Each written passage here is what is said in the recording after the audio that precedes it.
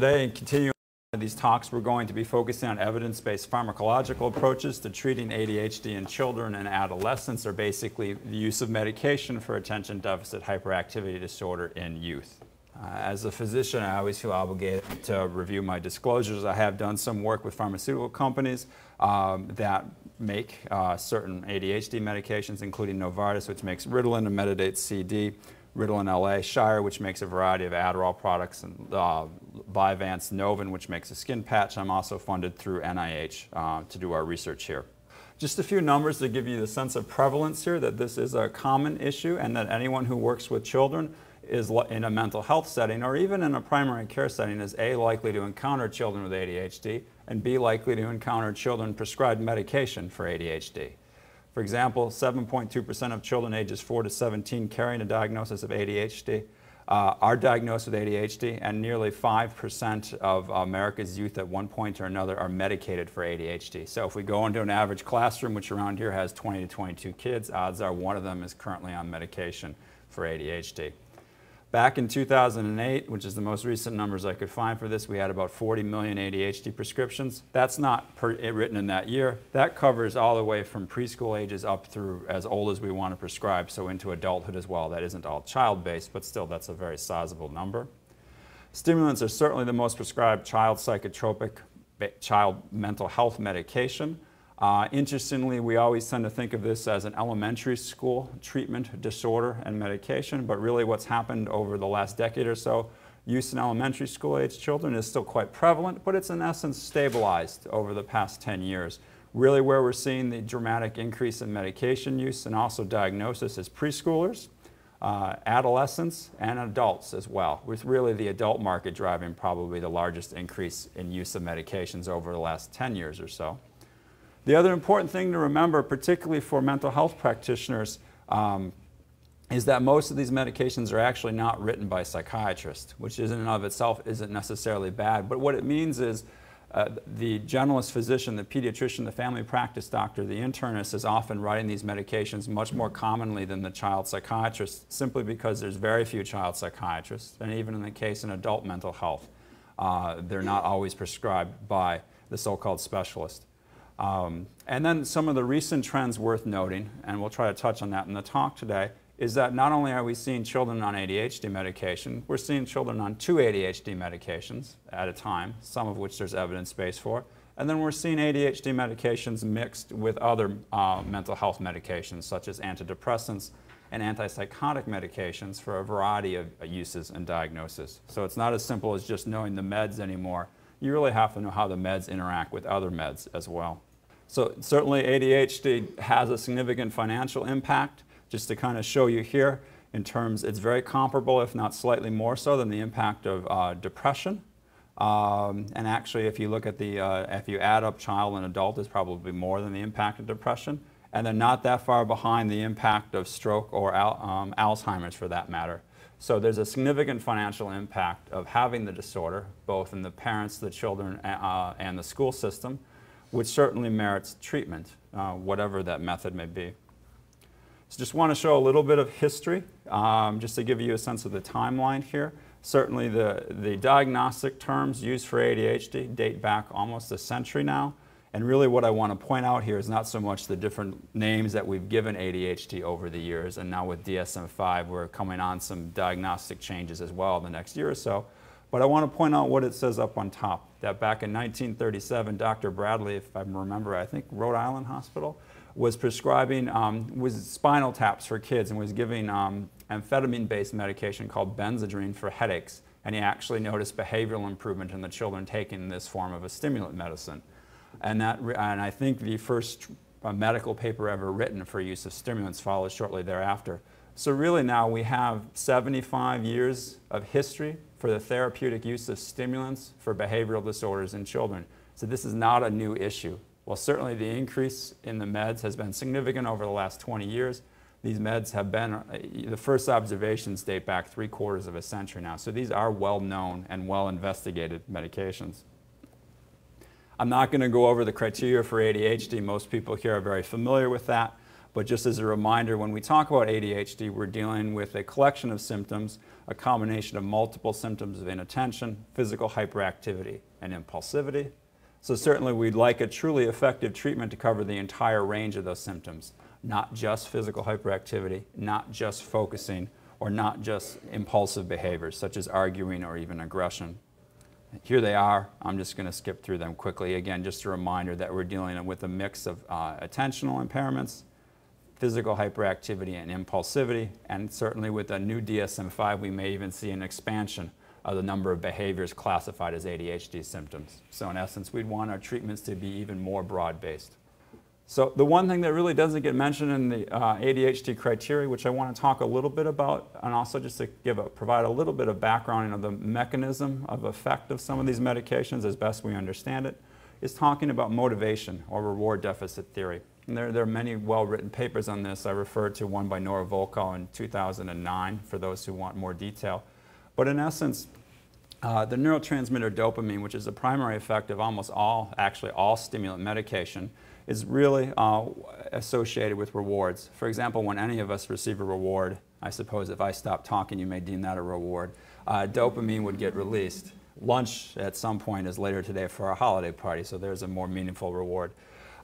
Generally, the more dopamine that's released, the more dopamine that's in the synapse in the neurons in the brain, we experience something as more rewarding. It's a neurochemical indicator of the salience or the degree of interest in that stimuli that's in front of us.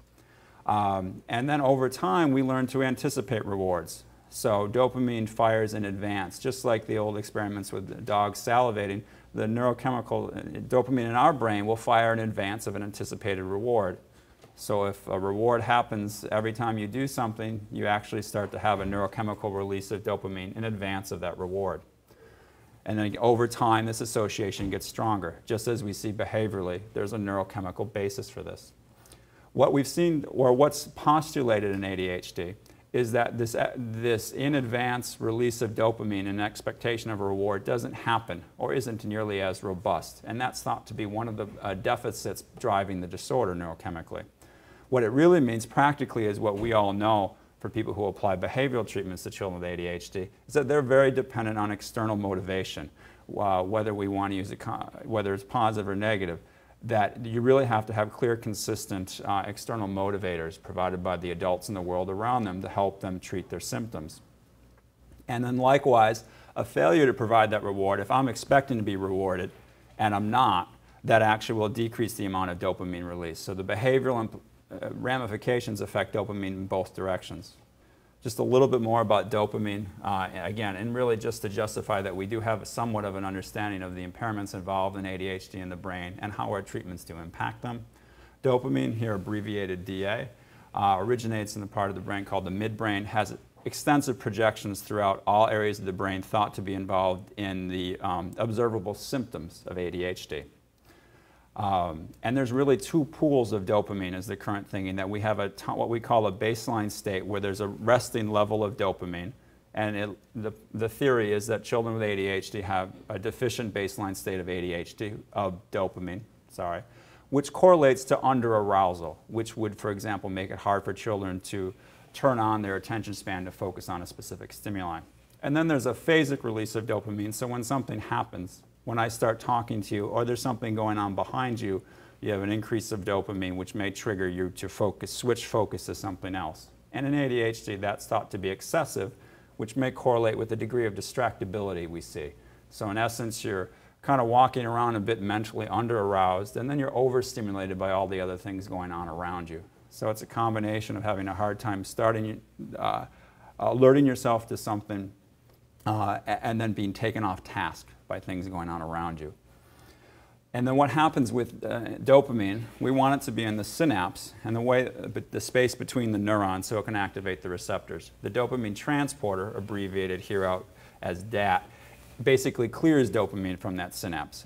So there's really two ways to increase the chemical strength. You can increase the release of dopamine, or you can prevent dopamine from being released from the synapse, so in essence it stays where you want it to be longer. And that turns out really to be the main mechanism of effect for most stimulant medications, and actually the primary mechanism of effect for methylphenidate or Ritalin, the most well-known of the medications. So anything with the brain is not nearly that simple, so it's not just a matter of dopamine levels. There are multiple neurotransmitters that impact dopamine and multiple pathways involved, so it's never as clear-cut as we hope, and that's why certainly agents that don't directly impact dopamine may also have some effect in ADHD as well. Just a little bit of imaging data to kind of back this up. A reasonably standard dose of methylphenidate or Ritalin that we would give to children or adults who have the disorder is in fact very effective at blocking the dopamine transporter. So in essence, remember what we're doing here is we're preventing dopamine from being cleared out of the neuron. We're keeping it where we want it to be, which then in theory would lead to more sustained or greater stimulation of the dopamine receptors. Now, you'll see in various news settings, or you'll hear people make kind of dramatic statements that dopamine in essence, that Ritalin in essence works just like cocaine. And technically that's true to a degree. And really what they're commenting on there, that cocaine is extremely effective at pushing dopamine out into the synapse, similar to what stimulants do. So then the question becomes, well, why don't we get a very problematic high euphoria and crash, all the addicting effects that we see with cocaine? Why don't we get that with a traditional stimulant like a Ritalin? And really the reason we don't get it to that degree is because cocaine works very quick and then wears off very quick. So in terms of the neurochemical patterns, you get a big spike in dopamine and then you get a quick crash in dopamine. And the speed at which the dopamine clears the synapse really drives some of the euphoria and the associated psychological effects. And that takes minutes. And really with methylphenidate products, we're talking hours. It's a much more sustained elevation. It's not as dramatic and it's much more sustained. And that really predicts not having the psychological effects we would have with cocaine. So really when you hear that association, it is good to be aware of that, but it certainly does not mean that we have all the issues or really any of the issues that we would have with cocaine when we're prescribing these medications. Imaging data, that shows an important point here. The other concern we often have is what is the impact of these medications on development? And I like to cite this one study again by Volkow's group back in 2004. These are with healthy adults, but the data should really translate to children as well. When you give someone methylphenidate or Ritalin versus placebo, what we see is that you get a significant increase in dopamine when they're presented with something that's either rewarding, such as food, or something that requires mental effort, such as an academic task, like the number of math problems you can do per minute. But when you measure their dopamine release, when they're not doing something cognitively that requires a lot of cognitive effort, or something that's highly rewarding, you don't have this elevation in dopamine. So you're not just walking around with massively elevated levels of a neurotransmitter that you shouldn't have. It really is task specific. So that certainly provides a level of safety and surety with these medications that they're really only having an impact at the times when they're needed the most. And then also when you ask people who have received methylphenidate, and you can measure the level of dopamine, the higher the level of dopamine, the actually more interesting or more rewarding they find the task to be. So in essence, we can show that by providing a stimulant medication such as Ritalin, we do increase the salience of an activity, and that's why we think these medications are really quite helpful for children with ADHD, who are deficient in this ability to do that, at least over a sustained, consistent basis. So that's enough of the imaging data and the background. I want to really switch now to focusing on a little bit of the treatment data, suggesting that shows what we know about these medications and what we don't know, their strengths and their limits, and a little bit more kind of practical focus on tips for prescribing and managing these medications. So with most things in modern day ADHD research, it relates back to the MTA, or the multimodal treatment study of children with ADHD, one of the largest randomized studies of pediatric ADHD to date. Just as a quick reminder, we're talking about nearly 600 children ages 7 to 10, about a quarter of which had previously been treated with ADHD medication. And they were randomized to 4 different conditions.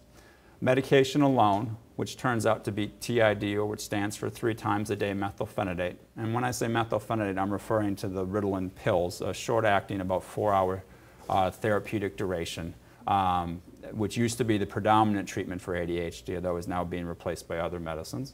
So that alone, behavior management alone, a very intensive package of parent, school, and individual-based services. The combination of those 2 treatments, all provided by the research scientists at the various settings, or simply referred back to your pediatrician, and you'll get what pediatricians or your medical providers in the community would typically provide. And at the time, in the late 90s, mid to late 90s, that turned out to be about twice a day Ritalin. So in essence, school day dosing of a generic Ritalin product. So what do we know in terms of the effects? And really one of the primary goals of the MTA was to look at the differential effects and the benefits of integrating medication and behavioral therapy. So probably most of us know this well, but all the groups led to improvement, whether it was the community pediatrician, a research physician like myself prescribing the medication, or the behavioral services. All the treatments were effective. We do know that over the short term, the first 12 to 14 months, when we look just at ADHD symptoms, so those list of 18 symptoms, that the medication actually produced a greater reduction in these symptoms than the behavioral treatment alone, which inherently makes sense in the short term. The medications have a very quick onset, whereas the behavioral therapy obviously takes time to establish and build over time. When you look at the combination treatment, there's a couple interesting findings. First, by adding in behavioral therapy, we seem to need less medication. So if you look at the slide, you can see about a 10 milligram or about a 25% reduction in the amount of medication needed, which is important because traditionally the total amount of milligrams of medicine per day does correlate with side effects. So in essence, by adding behavioral therapy, we could really improve the tolerability of the medication. And then based on one of the analysis from the MTA, you're more likely to normalize or optimize functioning in children prescribed behavioral and combination treatment than those prescribed medication alone. And at the end of the day, and this is a fairly consistent finding, parents tend to prefer treatments that involve behavioral modalities. So just providing medicine alone, there may be a degree of uncomfortableness or unease from parents, and they tend to prefer having at least a component of the treatment being behaviorally based, which in theory, one would think would predict adherence to treatments over time. The other thing I want to point out is that certainly intensive behavioral therapy did work well. It's a misnomer to walk away from the study thinking it wasn't effective, and in fact it worked as well as standard medication treatments for ADHD. So at the time, what the average community pediatrician was prescribing for ADHD was no more effective than the package of behavioral services offered here. So in essence, we were able to capture the same degree of improvement with the behavioral services as we did with medication. The other point embedded within that, though, is as you up the dose of the medicine, and likely as you monitor it more closely and gather feedback from all settings, both home and school, you can probably get a better effect of medication. So there is what we call a dose-dependent effect up to a certain level. When we look out into the future, and I'm past the first year, the results get a little bit different, and I'm going to talk about this in a second. But 8 years out, the differences between groups are all eradicated. There is, how do I best say this? There is no treatment group. So all the children here receive treatment at least for the first 14 months.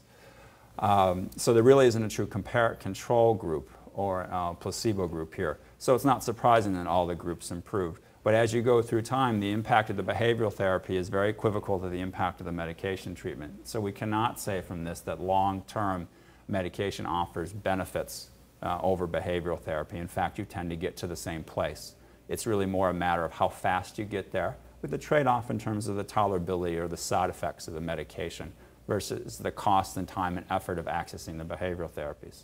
It also suggests that we need to continue to apply treatments over time. Simply a one-shot dose of treatment, a 1 month or a 1 year dose of treatment is insufficient. We really need to view this as a maintenance condition, just like we would high blood pressure. You can't stop your high blood pressure med typically and expect your blood pressure to stay good unless you have ongoing lifestyle or behavioral changes continuing with it.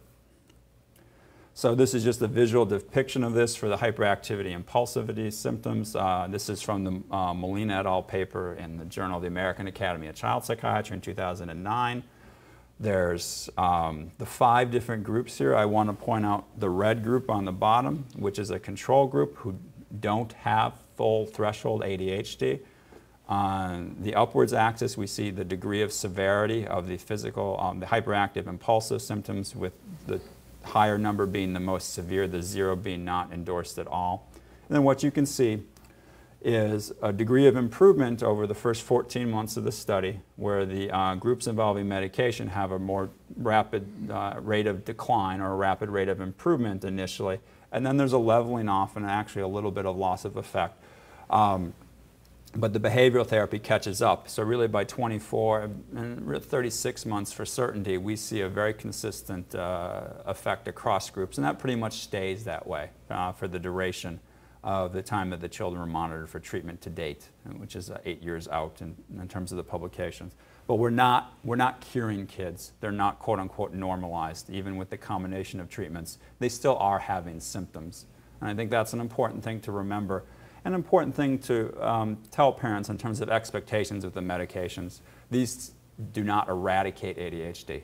They don't cure it, they don't eradicate it in the minute. There's still going to be some symptoms. It's always important to engage other treatments as well and to continue to monitor for impairment, no matter how effective the medications may be. And this is just the text statement from the same paper, which I think is an important point. I'll read it here. Data failed to provide support for the long-term advantage of medication treatment beyond 2 years for the majority of children, at least as medication is monitored in community settings.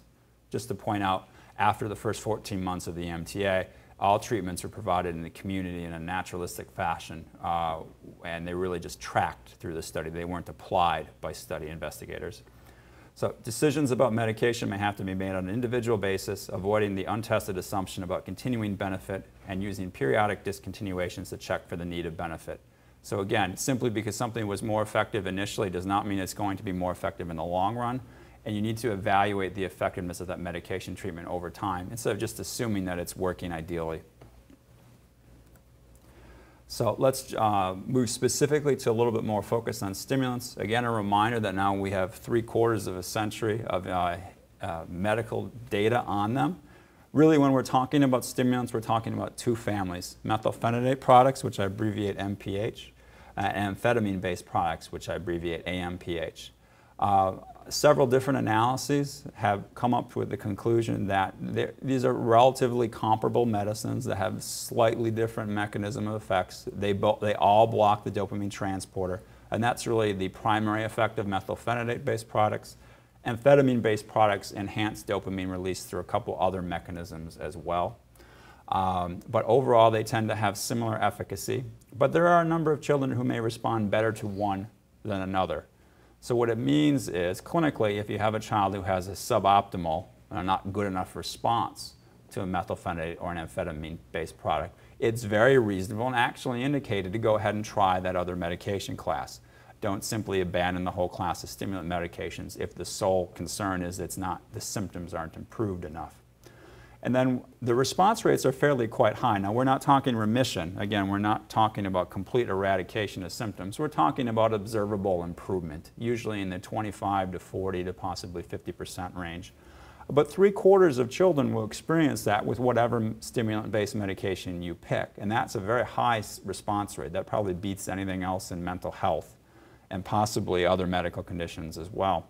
And when you try both classes together, if the first hasn't worked sufficiently, we're pushing to 8 out of 10 children a little bit better than that having a positive response. So we are able to get improvement with medication in a pretty consistent fashion. The trick is we don't really have reliable indicators right now to know who does best on which medicine.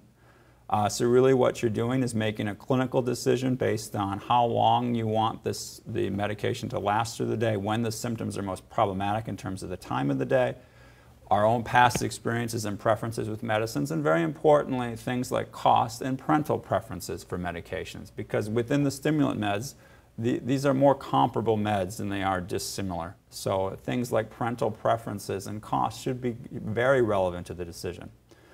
For anyone who wants a more thorough review, I refer them to the American Academy of Adolescent Practice Parameters in 2007, offered by Steve Pliska, or slightly older but very thorough and still holds up very well review by Greenhill in 2002 in the same journal.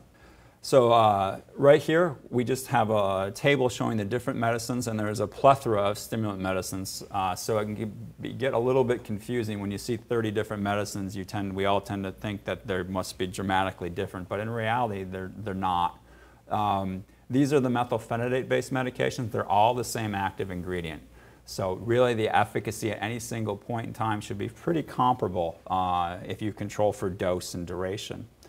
The traditional immediate release tablets are called short-acting methylphenidate or short-acting Ritalin in the brand name. Are probably the most well-known product. It's a generic product. The cost is quite minimal.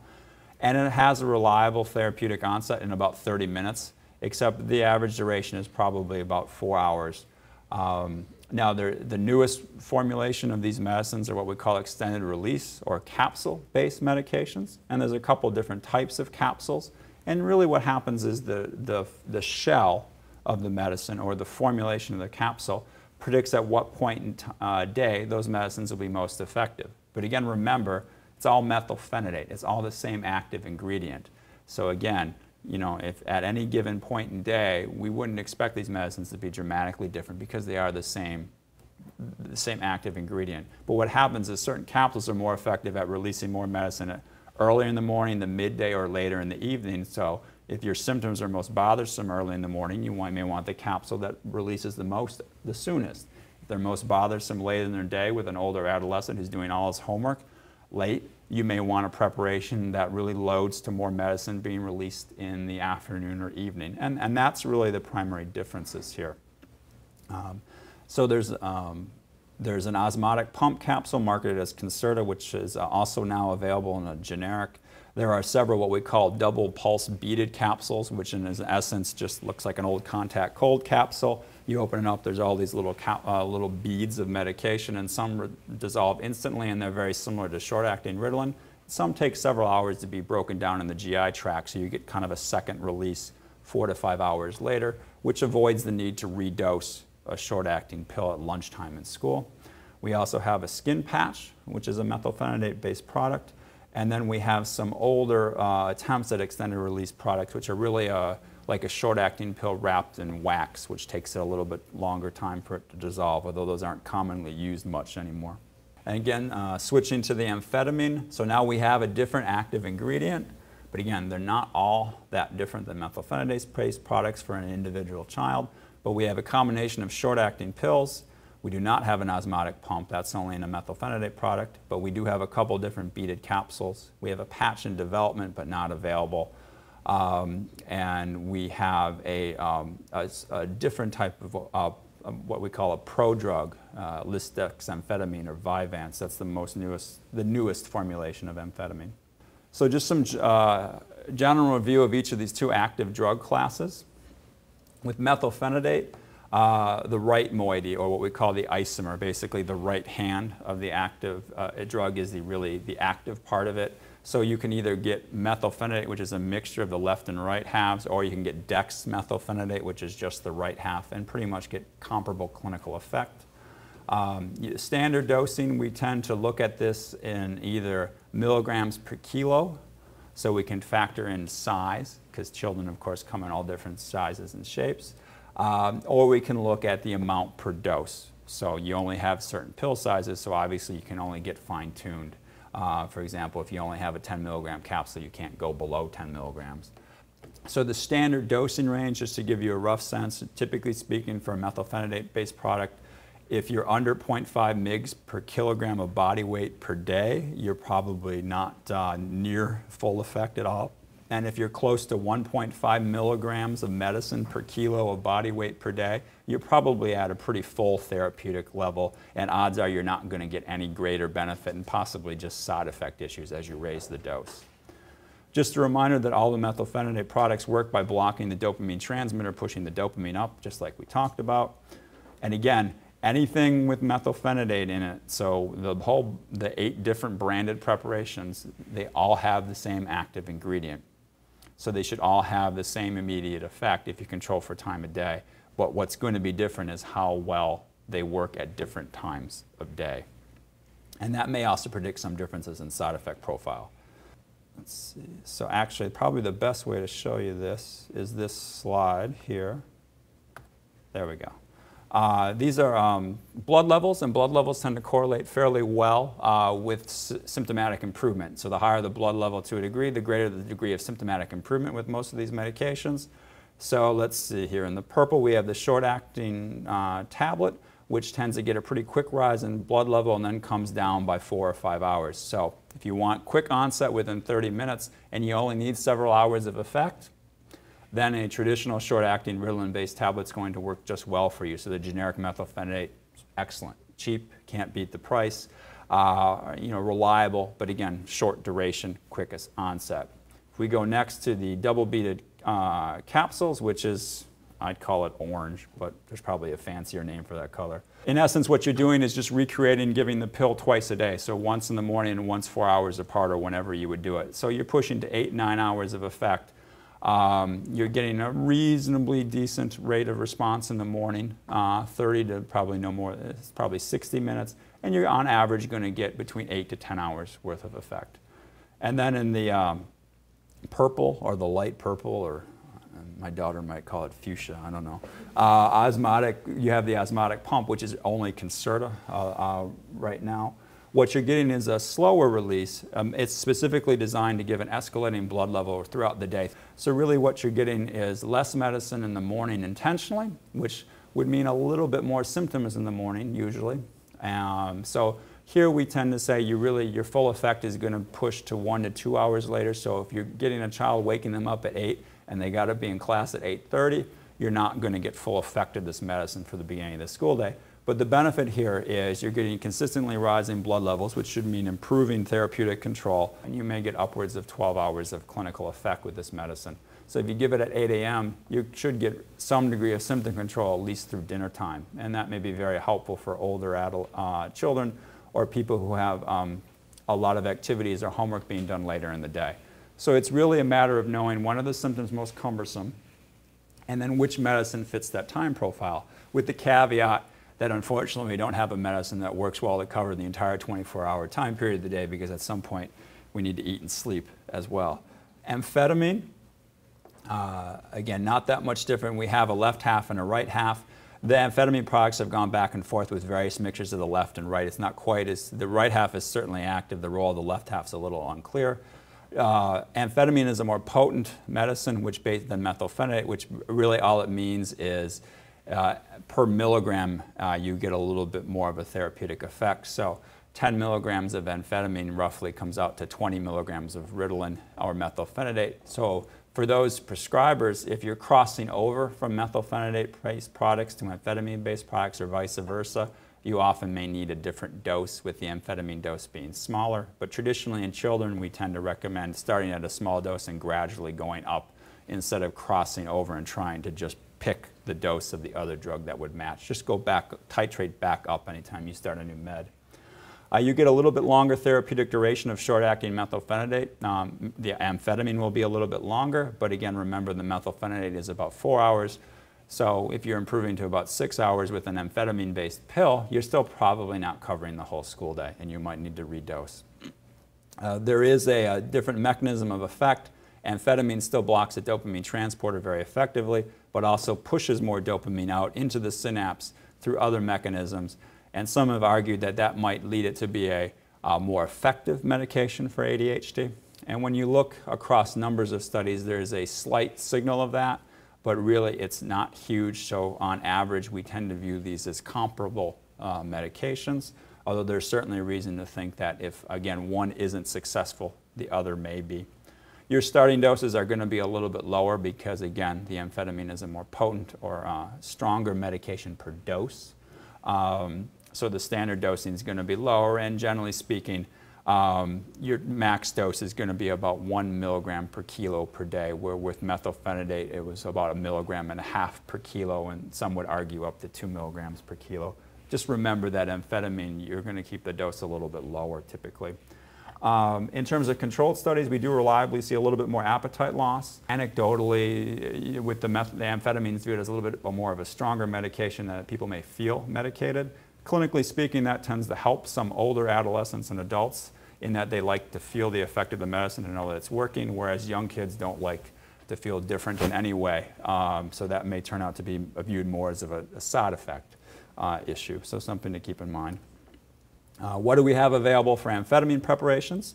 We have the short-acting pills, which are marketed as dexedrine or mixed amphetamine salts, or a branded Adderall. A mixed amphetamine salts capsule, which is called Mass XR, or branded Adderall XR, is available. And again, this is comparable to what we had with the Ritalin products. You're getting a beaded capsule, which some of the beads dissolve instantly, so it's like taking that short-acting pill. So nice 30-minute onset, quick onset, and then 4 to 5 to 6 hours later, you're getting another release, so you're doubling the duration of the pill. So this can push anywhere from 8 to 12 hours. The trick with the amphetamine capsules is they're a bit variable. Some people get 6, 7, 8, some people get 10, 12, so it's going to vary across person. Although that same patient should experience the same duration effect from one day to the next. It's just a little bit harder to predict how long it's going to last until you give it. There is an older capsule called the dexedrine Spancel, which is still used to a degree and probably comes pretty close to lasting through the school day. And the nice thing with that, it is a generic as well. And then the newest of the new is lisdexamphetamine, or Vyvanse, which has been out for several years now, which is a prodrug version, initially actually designed to hopefully not be classified as a controlled substance medicine, because the way the drug works, the amphetamine doesn't get released, isn't active, it doesn't get released until it goes through an enzymatic breakdown process within the body, so you can't do fun, pleasant things like snorting or injecting it and get the amphetamine released. But this turned out to be still classified as a controlled substance by the FDA, but the mechanism of release seems to provide a little bit more consistent therapeutic duration. So for most people, it pushes to be about a 12-hour drug or so. But again, with the mechanism of effect, you're trading some off in the morning. It's been hard to establish clear effect before 2 hours of taking this product. So again, if you want lots of effect throughout the day and loading into the evening, this may be a reasonable product. If you need really quick effect, you may have some issues with this. There's also a patch form under development, but not currently available. So if you can't swallow a pill, really the primary option is a Ritalin patch. So doses are here. The trick is the different formulations have different dose sizes. Most of the capsules come in a smallest dose of 10. For Concerta, that's 18 milligrams. For Vyvanse or lisdexamphetamine, that's 20 milligrams. Sometimes that will throw patients and families because they always equate the number with being more strong. I tell people it's like currency. You go to one country to another, it's the same amount, but you can buy the same amount, but the number is higher. And to really view the medications as the same way, don't necessarily believe that the higher milligram from one med to another means it's a stronger med. In actuality, it probably means it's a weaker med. The more potent the med, the smaller the dose you should need.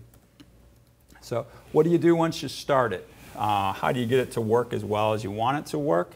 Generally speaking, if you're getting some effect but there's still symptoms, which is typically what we're going to expect, you can certainly try to increase the dose. It's kind of helpful to know where you're at, though, in the dosing profile. So again, as a general rule of thumb, what I do is I take any methylphenidate-based product, so whether it's the capsule or the short-acting pills, convert that to how much methylphenidate they're getting per day divided by their weight. And generally speaking, if you're not up to 1 milligram per kilo per day, you can go up and have a reasonable chance of getting better benefit. If you're pushing 1.5 milligrams of med per kilo of body weight per day, odds are you're not going to get better effect, and you, again, may just push side effects. And then the formula for amphetamine, because amphetamine is a little bit stronger, is smaller. So again, if you're not at 0.5, you can probably go up and get better effect. But if you're close to 1 milligram per med of kilo of body weight per day, you're pretty well done, and you're probably just going to get more side effects. If the problem is the med works really well, but the parent comes to you and says, it's done at 3, but we're not done at 3. We have a whole lot of other things to do. You can look at a preparation that lasts longer. Although remember, again, when you switch to a capsule to get longer effect into the afternoon and early evening, you may have a slower onset in the morning, so prepare families for that. You can add a dose. For example, obviously, if you're using the short-acting pills, there's no reason you can't redose. You can redose at morning, you can redose at noon, you can redose in the afternoon. You want to watch meal times because, as we'll talk about, appetite suppression is a common side effect, and then sleep delay. So we don't really want people redosing anywhere near to bedtime. For example, with the short-acting pills, I always tell parents you want at least a 6-hour buffer probably with methylphenidate or Ritalin between the last dose and bedtime. So if bedtime is at 9, you really want to get that dose in by 3 or so. And what you'll see too also is you may combine a medium length capsule and a short acting pill in the afternoon, so it doesn't all have to be the same exact formulation of a Ritalin based product. There's a concept of rebound, which what this means is symptoms appear worse later in the day than they were before medication. So the symptoms in the evening are worse than they were in the morning before the medication kicked in. It's a very difficult thing to study because you're really having to get a precise measurement of symptoms hour by hour. And what really happens many times is you're seeing a significant therapeutic improvement. You can literally obviously see the child sitting still or doing more math work. Then the med wears off and we take that away. So it's like taking your glasses off, and you get really annoyed when something goes well and then something doesn't go well. So that probably increases the perceived severity of the symptom, mostly to the parent, because kids aren't wholly aware often of the severity of their symptoms. So that may be behind a lot of the rebound, is just the perception of it. But in controlled studies, there does seem to be a small percentage of kids where that happens, and it's debatable if one med is more predictable of that or another. You can certainly extend the duration of the effect, but you're always going to have to watch for that. The meds do wear off fairly abruptly. The shortest acting pills wear off the most abrupt, so they might be a little bit more prone to this perceived or true rebound. The longer the duration of the extended release product, possibly less likely it is, or there is some possibility you could just kind of push that into the next morning then as well.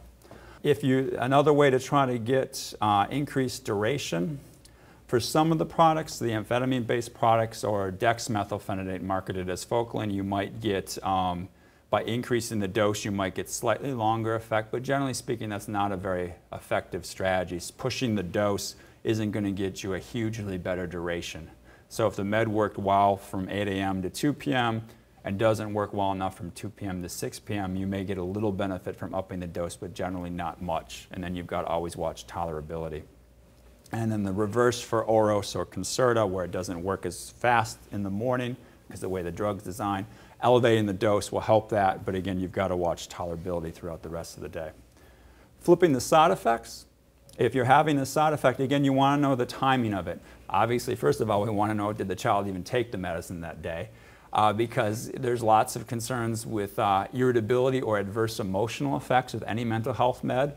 These meds are pretty much going to be cleared of your system within a day, so if they didn't take the med that day, there's a pretty good chance it's not related to the med. So that's the first question always for a parent. And the next question is, what time did they take the med, and then what time did the side effect happen? If you get a sense that the side effect is kind of happening as the blood level peaks, which is with a pill probably 1 to 3 hours, with a capsule anywhere from 2 to 8 hours out, then maybe your dose is a little high, and then bringing the dose down should help that. If you're having evening quote-unquote side effects, this can be one of two things. It can just be the med wearing off and you need better symptom control, whether you do it through medication or behavior. Or it could be issues like appetite suppression or sleep delay. In that case, then you're trying to make the med last shorter, either by dropping the dose, or you can actually switch to a shorter acting preparation. The good news with any of these meds is they work very quickly, so you can go on-off. If you have a side effect issue and you're not sure it's the med, don't give it one day. There's no real medical problem with this. Give it one day and then don't give it the next day and then go back to it the other day. You can quickly kind of compare and contrast, but you have to prep parents on what you want them to look for and what specific time of day you want them to focus on. For example, one of the big issues is he was irritable at 4 o'clock. Well, the question is, what are you doing at 4 o'clock? If you're doing homework at 4 o'clock, then maybe the homework. So does that happen on the weekend? Does it happen when there isn't homework? Or is that the first time of day the parent sees them and maybe that irritability has been persistent throughout the day and that's just the first point of contact? So there's really a lot you have to inquire about when evaluating side effects. Probably should have mentioned this earlier, but we take this for granted. We say these medicines work to reduce symptoms, but in actuality, what does that mean? It means you can get less disruption in the classroom. It means that when you ask teachers and parents, certainly they will report less degrees of hyperactive, impulsive, or inattentive behaviors, and as well oppositional behaviors. So you will see reductions in arguing, and conversely you'll see improvement with compliance. Now, the adult, whomever they may be, shouldn't typically need to ask as much, and the degree of resistance or argument provided may be improved as well. A child will be able to focus longer and get more done per period. For example, one of the things we evaluate these medicines with in studies is we give children a sheet of math problems. and then we see how many they can do in 10 minutes. And very reliably, children will do more when they're taking medication for ADHD, if they have ADHD, per 10-minute period than they will off medicine. And there's improvements in their accuracy as well. Oppositional defiant behaviors towards other children tend to improve, but the medicines don't really do anything to enhance positive behaviors. So they may make you, I guess in essence, less annoying, but they won't necessarily make you more popular. So if you want children to become more socially adept, giving them a medicine is not going to be very effective. You have to do other things as well. And then one of the other areas of domain that the medicines may offer some benefits in, but you're usually going to have issues still, is with organization or planning. If you really want to help a child to be more organized, you're going to have to provide behavioral treatments for that, and simply relying on a med typically is going to be disappointing. So side effects. Again, predictable medicine, predictable side effects, usually they can be managed and planned for. That's the good news. I'm going to go through these each, but actually I'm going to start with non-compliance, which I know technically isn't a side effect, but in terms of dealing with problems with medicine, the main problem is people don't take these things long term, for good or for bad. So if you want them to take it, we're really, on average, people are taking them for a couple of months. Good chance that that child is not going to be taking it several months later. Either they're not going to be coming back to you for whatever reason, or they're simply not taking the medicine when they're supposed to be. There's a variety of reasons for this. Certainly, one of the problems with younger kids is they're not the ones seeking treatment, their parents are. So you're dealing with a patient, in theory, with poor insight who may have little motivation to do it. In adolescence, they may be a little bit more aware of their symptoms, but they're generally less interested in the treatment, so there's more willful resistance. And then you're talking about a daily med. It has to be remembered and has to be taken. So whenever you're dealing with a medication, you've gotten benefit, you want to take steps in place to have some estimate of whether they're actually taking the medicine, and you want to evaluate that periodically. We used to have a huge amount of concern over motor tics, motor or verbal tics, the severe form of which is Tourette's disorder. In fact, there's a significant medical contraindication listed for them on the package for all stimulant medications. Turns out this isn't as big an issue as it used to be, in part because it turns out just children with ADHD commonly have tics. What we thought a lot used to be from the medicine is more just a co-occurrence, because tics tend to naturally onset in the early school ages, typically pre-pubertally, and when you look at when children start ADHD medicine, coincidentally it tends to be in the early school years. So when in controlled studies, the use of stimulants is typically not associated with significantly higher rates of tics in children with ADHD, nor does it extend the duration of the tics. It doesn't tend to impact tic course that much. That being said, some children can experience worse tics if they have pre-existing tics when you give them a stimulant medicine. It's about 1 in 5, although in one study, when you give children placebo, about 1 in 5 of them had worse tics.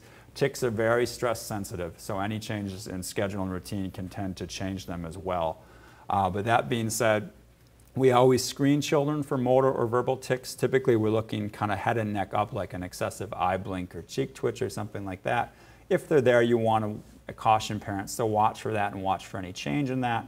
Typically, if you do increase tic severity with a stimulant medicine, adjusting the dose or even removing the dose should help to improve the severity of that, although it may not be instantaneous. So it's something to be cautious about and monitor for, but it's not considered a contraindication. You can prescribe stimulants for what we call simple, for children with ADHD and simple tics. If you have full-blown Tourette's, that's already quite socially embarrassing, you probably don't want to risk even a 20% exacerbation, so you may not want to do that and consider then other options, whether it be a behavioral therapy or non-stimulants. Substance abuse and ADHD, I think this is an area that's currently much debate. It's been extensively researched at this center and elsewhere. We know a few things and we don't know a lot of things. Certainly in adolescents, college-age students, misuse of stimulants is very common. I use the word misuse to distinguish it from abuse. Abuse is taking a medicine to get a high or an alteration of your mental sense. Misuse is taking it for a reason other than what it was prescribed. So there's a lot of people who take these meds because they think it will improve athletic performance, academic performance, keep them up at night, which they will do that, to do whatever they want to do. And that's a little bit more general than abuse, which is again taking something to get an altered mental sensation, a high or a euphoria. The demographic most likely to do stuff like this are adolescents and college students, so it's always good to be cautious when working with that population, but again, no reason that you can't prescribe. It's just something to assess. Yeah, and we've certainly given stimulant medicines in controlled trials to people with active addictions. For example, there's been research using this as replacement therapy for cocaine addiction, which doesn't work that well, but it doesn't make it worse. And then there's been several studies now looking at treating actively substance abusing youth with stimulants. And you can improve their ADHD. It doesn't tend to translate to much change one way or the other in terms of their addiction issues, so you have to provide separate treatments for that. Generally, substance abuse correlates strongly with delinquency, so if you have a child or a teen who's already doing delinquent things, stealing cars and other possessions that aren't theirs, they're a higher risk to misuse or abuse medications and misuse or abuse any substance. The thing we need to remember that ADHD is, so to speak, a gateway to delinquency. So you always have to watch for delinquent behaviors in kids and teens with ADHD, and then delinquency tends to be the next step to substance abuse. So think of it as a pathway, with ADHD being a starter step, but it's not clear that it looks mostly like treatment of ADHD with stimulant medicines doesn't impede or push that pathway further along. ADHD itself is a risk factor, particularly for earlier nicotine and alcohol use and heavier alcohol use, so you need to treat the ADHD here. So it's simply doing nothing is problematic in and of itself. So most of the data of long-term studies of children prescribed medication for ADHD stimulant meds followed forward into young adulthood will show there's really no association between the amount of medicine taken and the degree of substance abuse or substance use over time. Although this isn't definitively known at this point, certainly the associations we have make it look like we're not setting people up for a greater risk of substance abuse by prescribing stimulants, nor are we, as once claimed, preventing them from having substance abuse problems by treating their ADHD with stimulant meds. If you do have an actively substance abusing youth who has significant ADHD that you want to treat, generally speaking, obviously behavioral therapies have no risk, and they should also target the substance abuse issue as well. Non-stimulant meds, which pending time we'll get to in a few minutes, there's a couple, and they really have the least abuse risk. And then among stimulants, the capsule-based medications are the hardest to abuse, probably most specifically Vyvanse or lisdexamfetamine, or Concerta or l-methylphenidate is the generic. Those are the two hardest to abuse, whereas the short-acting pills can be crushed, snorted, played with in a lot of fun and interesting ways, so those are the most likely to be misused. A little bit about growth. It's also an area we're focusing on here.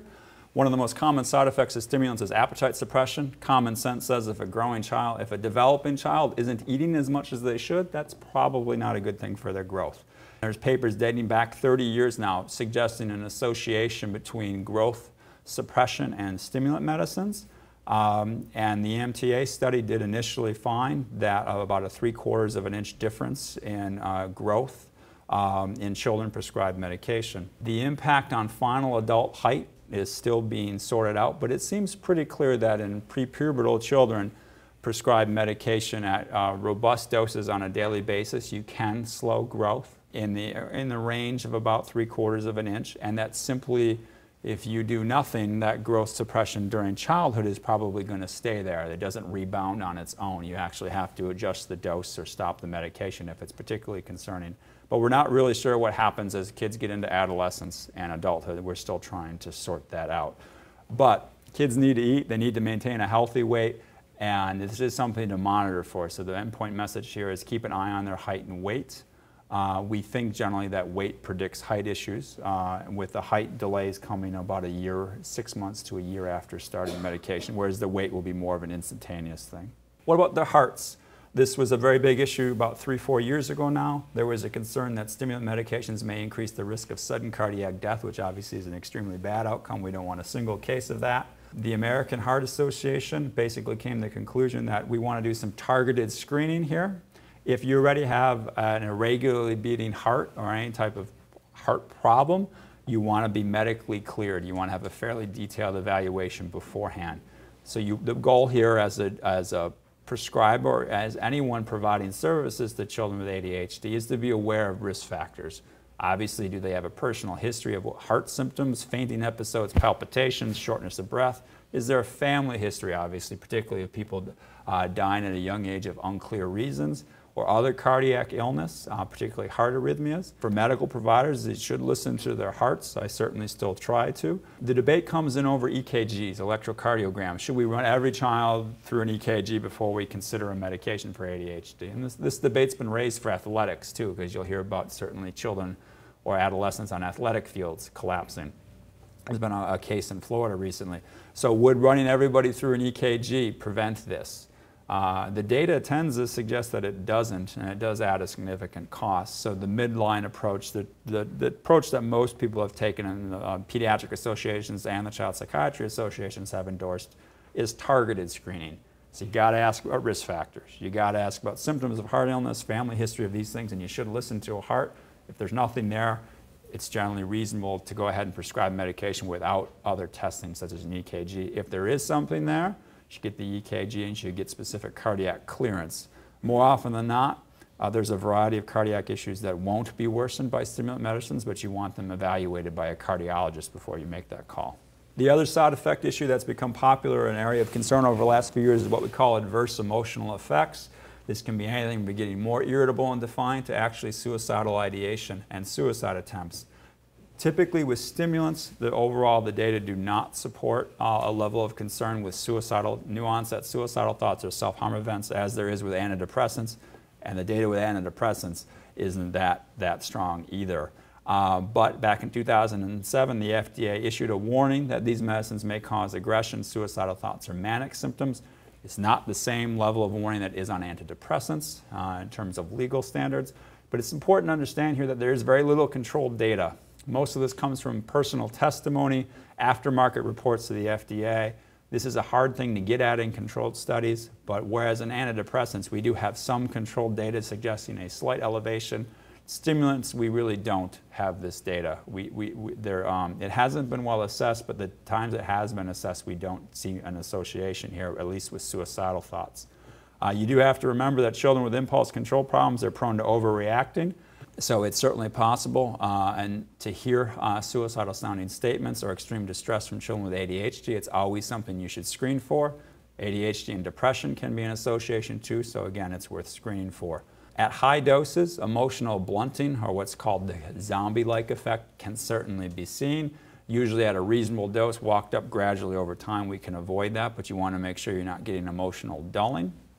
And then there have been several studies of stimulant medicines given to children with other mood disorders, the variety of anxiety disorders, depression, and even bipolar disorder. And it turns out in those trials, when you have the other condition well treated with behavioral therapy or medication, that you can go ahead and treat the ADHD with stimulant medicines and you can improve the ADHD, and there's really little evidence that you're going to worsen the other condition. But for significant other mental health conditions such as depression and bipolar disorder and anxiety, those can be a little bit more immediately impactful, so you probably want to treat them first, stabilize them, and then reevaluate, is there even ADHD there? Because certainly depression, anxiety, and mania can look like ADHD at any point in time. And then if there is, you can go ahead and treat the ADHD, including with stimulant medications, as long as the other disorder stays stable. We're winding down here, so I just want to touch on something that was in the news most recently, which is the use of medications and the diagnosis of ADHD in preschool children, so children before they enter the primary school years. There is actually some data on this. There was a large study of 300 preschoolers, their average age of about 4, run by the National Institutes of Mental Health, and there are a couple take-home messages. One, they use small doses, smaller than we would normally use in elementary school kids, which makes sense because these kids are smaller than elementary school kids. And small doses really work. Doses we would even not consider for your average elementary school child, like 1.25 milligrams of Ritalin, which is a fun thing to do because you got a quarter a tablet. That's about the size of a baby aspirin to begin with. Work. That tiny dose actually is effective. So the message there is start as small as you possibly can, and you may actually get benefit with that. You don't need to start with traditional doses that we would use in someone aged 7, 8, 9, 10, 12, etc. You do get a little bit more side effects, particularly what we call adverse emotional effects, irritability, moodiness. Again, I'm not talking mania or suicidal thoughts, but the blood levels may get a little bit higher in younger children than we're used to with older children, so just another reason to start small. But you do see improvement. The other main side effect to watch for is growth suppression, particularly weight loss. You can see a larger degree of growth slowing in young kids prescribed these medicines during the first year and into the second year on medicine. We don't have data when you start at age 4, how this affects your final adult height if you continue the medicine all the way out through 18. We are confident certainly that if you stop the medicine, the growth should recover, and if you're cautious and conservative with the medicine, generally that should be manageable, but you definitely do need to track this in preschool children. These are the American Academy of Pediatric Guidelines for preschoolers. I just want to point out that they said that you can make a diagnosis before the age of 6, and that if you're going to initiate treatment before the age of 6, it should be behavioral therapy, which is different than above the age of 6, which considers both the use of medicine and behavioral therapy. If behavioral therapy is insufficient, they specifically recommend methylphenidate, which is unusual for a practice parameter to recommend a specific family of medicine over another. But really this is because, as I just showed you with the study, the data is with methylphenidate. Methylphenidate is a little less potent medicine, and that works in our favor, so we can give small doses at these ages. So behavior therapy, then methylphenidate is really the recommended protocol here.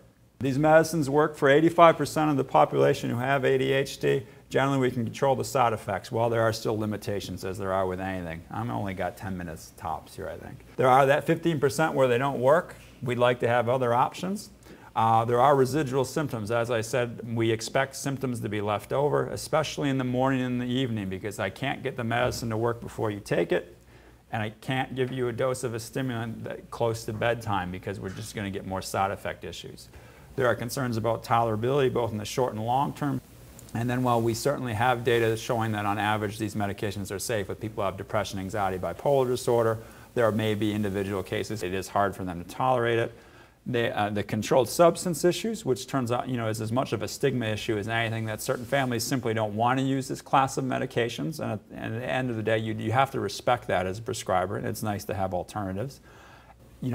There is lots of considerations as to why it's nice to have alternative medications, and I want to remind people here that when we talk about non-stimulants, really this is a medication-based talk, but the most effective non-stimulant medication by far is behavioral therapy. Remember that it is as effective as medication for ADHD symptom control, just the onset of effect is a little bit longer. And also there's evidence certainly that behavioral therapy may more effectively target certain domains such as organization, social skills than medicines ever can. So even though we're talking about medicines, please don't forget about that.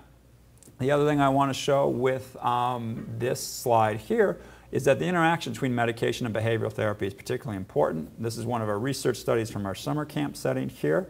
And as you go across on the bottom, you see medication dose from placebo, so basically no medicine, but people didn't know it was no medicine, to that tiny little basically dose that we talked about using in preschoolers of 0.15 mg per kg, to more standard doses of 0.3, to fairly high or full doses of 0.6 milligrams per kilo per day.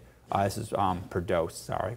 And then also as you look at the colored lines, what we're doing there is we're changing this intensity of the behavioral therapy from basically just take your med and cross your fingers to doing something therapeutic that might emulate a traditional special ed classroom to a very high intensity behavioral intervention. And what you can see is that you can really end up at the same point with a little bit of medicine and a lot of behavioral therapy, or a lot of medicine and no behavioral therapy. It's really a matter of crossing over the ability to access and provide the behavioral services with what are going to be increased side effects with the medication. So, and we know at the end of the day, families are going to be more happy with a little bit of medicine and behavioral therapy than they are a lot of medicine alone. So it really argues for combination treatments and really suggests that you can make your medicines much more effective and tolerable by not forgetting about behavioral treatments. One of the most effective behavioral treatments we endorse here is the daily report card, which is very well evidence-based for ADHD. Speakers before me have gone through this, I'm sure, at length, and I'm not going to attempt to go over this again, but I do want to put a plug in for it. It's highly effective. And the thing that I like as a prescriber, when we're not in a research study, the hardest thing to do is get a reliable sense of how helpful the medicine is at school. Because generally, I'll try to reach the teacher, but generally when they get free, I get packed. Because the kids are with them during the morning, and then in the afternoon they come to see me. So we have the exact opposite business hours. So the odds of reaching teachers are very unlikely. And then I'm left with the school report cards, school reports, or what the parent says. And that's either going to be driven by what happened that day, or something that's pretty idiosyncratic or certainly subjective. The nice thing about a daily report card, structured something like this, is that we have very concrete goals that can be, you can estimate the degree of change over time. You're evaluating number of periods, specific problems, not just symptoms, because not everybody has every symptom, but when you individualize for certain problem areas, you're going to have an effective treatment target. And then we can see change over time. It's just simple math to look at the degree of improvement once you start medicine. And the medicine works within the day for that dose, so it's very easy to evaluate this if you have this. If you're fortunate enough to be able to get one of these on a daily basis, we can quickly and effectively titrate medication. And often we can get nice effects with much lower medicines than if we were just kind of trying to gather information from school without any of this. And again, remember that the daily report card itself is a treatment. It's that behavioral treatment, so we're probably going to need less of a dose just for using it. So to wrap up with non-stimulants other than behavioral therapy, there are two choices. One of them is atomoxetine, marketed as Strattera, which came out in the late 90s, early 2000s, so it's been around for over a decade now. This is what we call a presynaptic norepinephrine transporter. No dopamine here, but as you increase norepinephrine tone in certain parts of the brain, that releases dopamine elsewhere, so it's kind of a down-the-road effect. So it still makes sense as to why it would work. The nice advantage here is it's not a controlled substance. You can do whatever you want with Strattera. You can put it up your nose and you're not going to like it. So there was a significant demand for a non-controlled substance drug. There's easier to prescribe. Parents, no matter how much data we give them about stimulants, it just takes that concern away knowing that it's not even an issue. So, and there are some additional benefits. Strattera doesn't tend to have, or atomoxetine, doesn't tend to have as much of a degree of appetite suppression as traditional stimulants, and it doesn't delay sleep. In fact, we can see sleepiness as an initial side effect. So if you need to target evening symptoms, you have a child who has a very hard time maintaining weight, or they have significant tics, all those subpopulations may have a probably better tolerability with atomoxetine than they would with a traditional stimulant. Of course, there's a trade-off. The trade-off is it's a less effective med. On average, compared to stimulants, you're going to get about 2/3 of the effectiveness as you would with a stimulant. And the way atomoxetine works, you're going to get pretty much an all or none response. You're going to have half the population having absolutely no response and half the population having a full response. So you're not going to get a lot of kids who have a partial response. You're either going to do pretty well or you're not going to respond to it at all. And it takes about 4 weeks or so to just figure out if you're going to get a response. So you have a commitment of a month. So if you have a child who's struggling, you're going to have to put up with pretty much continued symptoms for at least several weeks before you can make a decision on this. Then you have a 50% chance of not having improvement. So when you're really up against a wall, there's a high level of symptoms, this drug may not be the best choice. But when you don't and you have tolerability concerns, it may be a reasonable choice. The one tolerability issue that has been raised with atomoxetine, mostly because it's structurally similar to antidepressants, is this concern over suicidal ideation. It does contain the same black box warning about new onset suicidal thoughts or self-harm events that antidepressants do. But when you look at the controlled data, we're looking at an incidence of about 0.5% with the medicine. For whatever reason, when they did the initial study of all the ADHD kids that went on placebo, none of them endorsed any suicidal thoughts, so you can't beat none. So statistically, there was an elevation, but really the rates are quite low. It's not something we're overly clinically concerned about, but again, important to evaluate for any child with ADHD, particularly because depression's a concern and these are impulsive kids. So you do want to evaluate that, and you do want to be aware that that warning label is there. The hope was that this drug would work for people who don't respond to stimulants. The mechanism turns out to not be all that different, though, so there isn't any really good data to support that if you have a lack of response to stimulants, you're definitely going to respond to atomoxetine, but it is something to try. And then also about combining doses. Could we combine these drugs and get better effect in one alone? And I'll talk about that in a minute. The other brand of medication is what we call alpha agonists. Currently there's two forms. The most well-marketed form is extended-release guanfacine, which is marketed as Intuniv. These are old school blood pressure meds, and basically what they do is they're what we call, guanfacine and a related drug, clonidine, are alpha-1 agonists, and they actually work to affect noradrenergic tone, which affects blood pressure. That also seems to have some impact in the CNS in the brain about improving impulsivity, hyperactivity, and attention span as well. Similar to atomoxetine, they have a bit of a delayed onset, so again, you're titrating from week to week. not day to day like you could with a stimulant, and you're waiting several weeks to get a full effect. The data with extended-release guanfacine, the newest of this group, which is FDA approved, actually has reasonably good data for the degree of symptom control. The effect size about 0.6 to 0.8, so that's getting close to stimulants, but still somewhat less, and also associated oppositional behaviors. The trade-off here with guanfacine is when you look at the data for the young kids, it seems to be particularly effective. For those over the age of 9, you get a reduced effect size, and once you get into adolescence, it doesn't beat out placebo. Although it is FDA indicated from the age of 6 to 17, that's because all the age ranges were in the study, and when you average across age ranges, you get reasonable effect. But there does seem to be a bit of a age-dependent effect, that the younger the child, down to age 6, the stronger effect you may get, and the older the child, particularly in adolescence, it's a little bit harder to detect sustained benefit with the medication. Main side effect here is sedation, which is could be problematic, certainly during the school day. We don't want kids falling asleep. The nice thing is you don't have to worry about the insomnia at bed, then you can certainly dose in the evening. And with the extended therapeutic duration of both atomoxetine and Intuniv, you can actually dose at bedtime or morning, and it will carry over to the next day, where you can't do that with stimulants, obviously. Again, no concerns with weight loss, but you do have to watch blood pressure, and there are possibility of basically fainting spells, or what we call syncopal episodes. And there's a very small possibility of affecting the heart rhythm, slowing it down more than you should. So you do want to watch the blood pressure, and you do want to watch the heart rate when you use this medication, although those are both generally quite rare. Interestingly, and I'm going to finish with this, extended-release guanfacine has been approved for combination treatment with stimulants.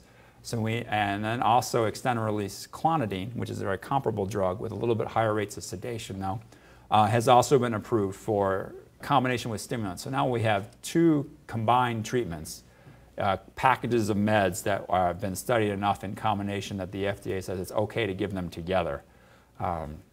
So I just want to run through a few others quickly, and then we'll talk about combination treatment, and then we'll wrap up. So some other names you may see, there's non-extended release guanfacine, or just plain old guanfacine, which has a brand name of Tenex. It's about a 6-hour tablet, similar alpha-1 agonist. You got to watch for sedation and blood pressure, but it is a generic, so you have cost benefits. Clonidine, which is the more sedating alpha-1 agonist, and which in clinical trials does have benefit, but it also has a very short half-life. So just like the short Ritalin pills, you got to dose 3 times a day.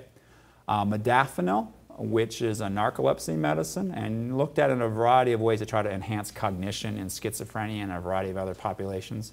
Marketed as Provigil, almost got approved for ADHD because it turns out to be reasonably effective for improving ADHD symptoms. It's kind of like a stimulant light. It works through very similar mechanisms, has somewhat similar side effect profiles, but there were some issues with tolerability concerns with it, including a very rare but potentially severe skin rash condition called Stevens-Johnson syndrome. So the FDA elected not to approve it at that point in time, and the company went on to something else. But it is out there, and you may see kids on it, so it's important to know what it is. Bupropion is an antidepressant, which then carries the black box warning for suicidal thoughts in children and young adults. There is data to support it has some ADHD effect, although it's probably the mildest of all the drugs we've talked about.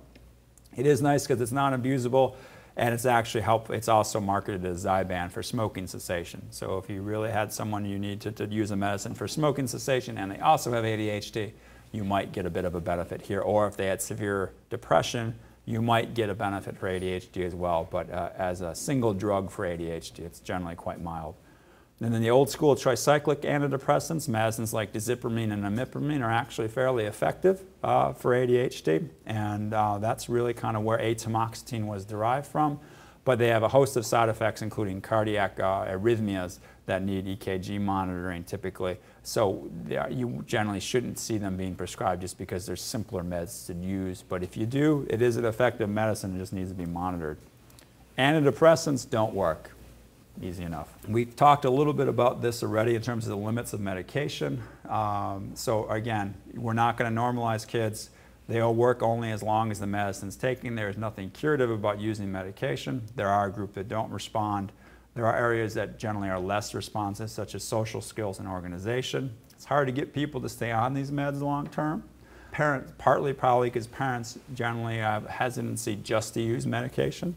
And again, the long-term data here is pretty much missing in terms that you're definitely going to be better off because you've used the medicines. But that's true for any of the treatments for ADHD, but particularly the attempts to find that in medicine have been disappointing.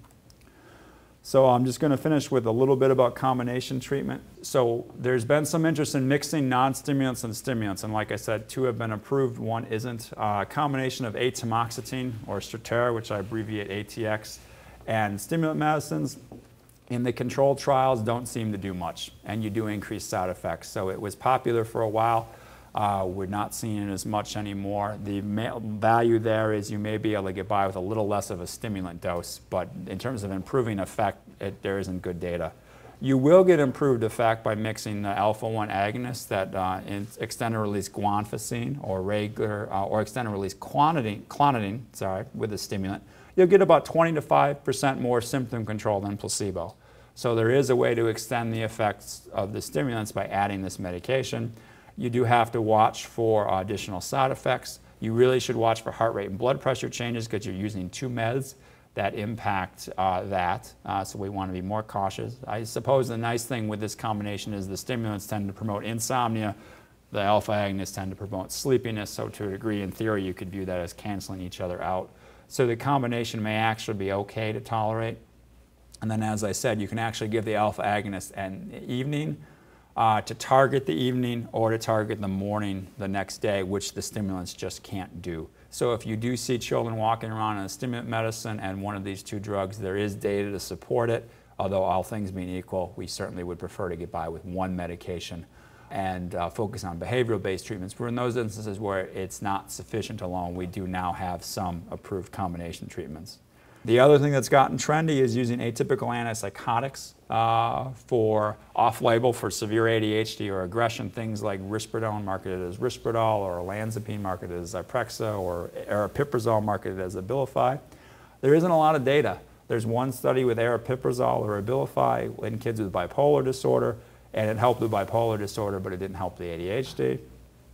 There's a study of Depakote that showed effect for kids with ADHD and aggression on top of stimulants and behavioral therapy. And there's a study of lithium in the same population that didn't show an effect. So maybe Depakote over lithium, but again, this is 1 study in a very small population. There's some data looking at risperidone in kids with autism who have high rates of ADHD-like symptoms. And there's also data in children with mental retardation who have higher rates of ADHD-like symptoms, which does show that the Risperdal can be helpful for hyperactivity and disruption, but you can also treat that with stimulants as well. The problem with any of these medicines is you're going to get significant issues with weight gain. They affect a variety of metabolic profiles, cholesterol levels, blood sugar levels that need careful monitoring, and you just don't have those issues with stimulant meds or other ADHD meds.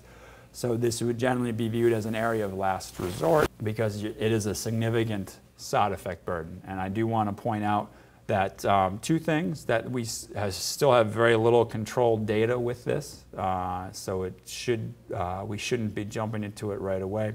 And also when we do, you run into this issue of seeing kids on very high doses of these meds. For example, we'll see 4, 5, 6 milligrams of Risperdal, and when you look at the little bit of controlled data, what they suggest is that these small doses are as effective as the large doses. So that first milligram of risperidone, you're not going to do any better by going up 3, 4, 5 milligrams more. So if you see a child with this who has ADHD, you always want to carefully monitor their weight and their metabolic profiles, and generally we should be looking at small doses being used, if at all, until we have more controlled data. Stimulant medicines are safe to use across the age ranges, including preschoolers, older children, and adolescents. Preschoolers expect more side effects, keep the doses low. Adolescents expect them to not take the medicine as much and always be cautious about misusing medications for a variety of reasons. In the short term, the medicines are very effective for improving behaviors in the classroom, at home, and with other children, so you will get improvement. But whether or not these improvements translate into long-term benefits is still very much a point of debate, and our attempts to prove that so far have failed. So really we do have an absence of evidence over the long haul, but we have a large amount of evidence in the short term. Thank you for letting me run over and listening.